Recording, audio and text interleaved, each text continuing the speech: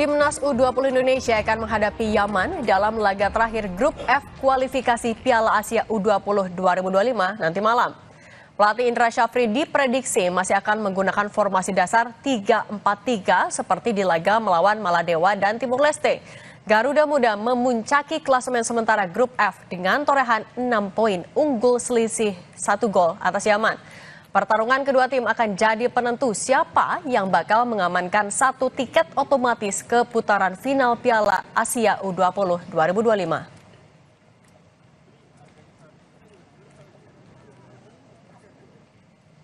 Pelatih Timnas U20 Indra Syafri mematok target menyapu bersih semua laga di Grup F kualifikasi Piala Asia U20 2025, termasuk saat bertemu Timnas Yaman nanti malam. Untuk itu, Indra Syafri meminta anak buahnya untuk mewaspadai striker bernomor punggung 9 di Yaman U20, Abdul Aziz Awad Masom. Menurutnya, Yaman merupakan tim yang bagus, baik secara kolektif maupun individu.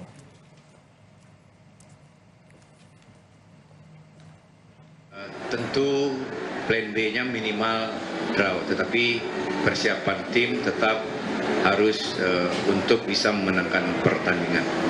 Para rata-rata pemainnya punya skill yang bagus dan juga punya striker nomor 9 kalau nggak salah, punya heading bagus, dan tim permainan analis kita lagi mengumpulkan semua data-data tersebut, dan kemarin sebenarnya kita sudah mulai mereview kemungkinan atau susunan pemain terbaik yang nanti akan kita mainkan lawan Yaman.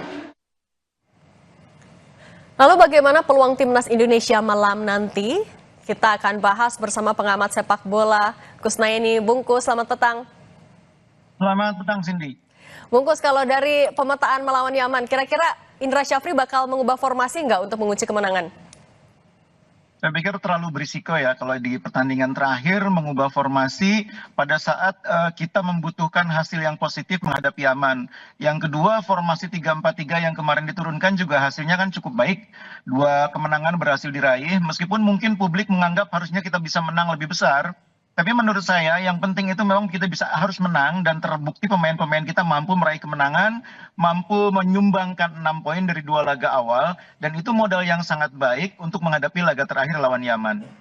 Oke, posisinya kan sama-sama menang 2 kali, poinnya sama-sama 6. Ya. Apa yang patut diwaspadai sama Timnas U20 saat nanti malam lawan Yaman? Iya, ada kecenderungan kalau tim dalam posisi cukup bermain imbang itu malah biasanya berbahaya kalau cara berpikirnya cukup imbang.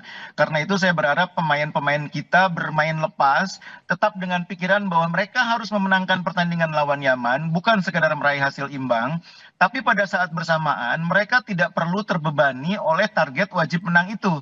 Jadi main rileks untuk menang. Itu yang saya pikir akan membuat tim kita bisa bermain lebih baik dibanding 2 laga awal. Kita ini kan biasanya punya kecenderungan pertandingan pertama, kedua itu biasanya belum maksimal. Baru di pertandingan ketiga mainnya lebih lepas, lebih keluar. Nah, itu yang kita harapkan. Di pertandingan ini pemain justru bisa tampil lebih lepas, sudah belajar dari kesalahan-kesalahan di 2 laga sebelumnya, terutama di laga terakhir melawan Timor Leste, di mana kita kebobolan oleh serangan balik cepat dari pemain lawan. Tapi kalau ngelihat dari 2 laga terakhir juga dari Yaman, gimana pemetaan kekuatan yang harus diwaspadai? Kan Indra Syafri juga memperingatkan waspada nih sama nomor 9. Ya, Abdul Aziz striker Yaman memang punya kecepatan, punya skill bagus, headingnya juga kuat.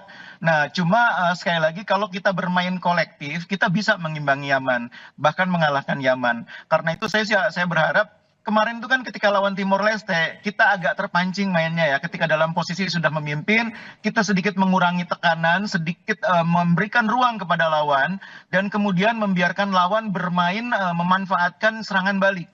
Pada saat bersamaan pemain kita terpancing ikut bermain terlalu tinggi, sehingga ketika terjadi serangan balik, striker lawan berhadapan langsung dengan back-back kita. Itu yang tidak boleh terjadi lagi. Tidak boleh gelandang-gelandang kita kehilangan posisi, bermain tidak di posisinya, tidak disiplin, sehingga memberi celah bagi lawan untuk memanfaatkan serangan balik. Karena serangan baliknya Yaman itu lebih berbahaya daripada serangan baliknya Timor Leste maupun Maldives. Ini yang harus diingat oleh para pemain kita. Kita memang tidak wajib menang, tapi menurut saya kalau kita kecolongan akan sangat merepotkan kita. Oke, Bungkus, tapi kan Indra Syafri juga bilang kemarin salah satu yang akan diprioritaskan adalah recovery. Kalau menurut Bungkus, cukupkah itu untuk mengamankan posisi puncak di grup F?